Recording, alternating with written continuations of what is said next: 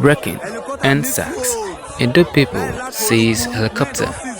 A helicopter has been seized by the people of Edo State. There are heightened tension in many states due to the turn of End SARS protest. The chopper reportedly landed in Oluku community Wednesday morning. Oluku is located in the center of Ovia Northeast local government area. Residents are seeking to know how the helicopter got there as well as the purpose. It is unclear if it carried government officials, security operatives, staff members of a company or private citizens.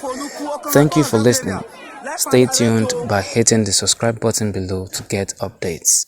Thank you.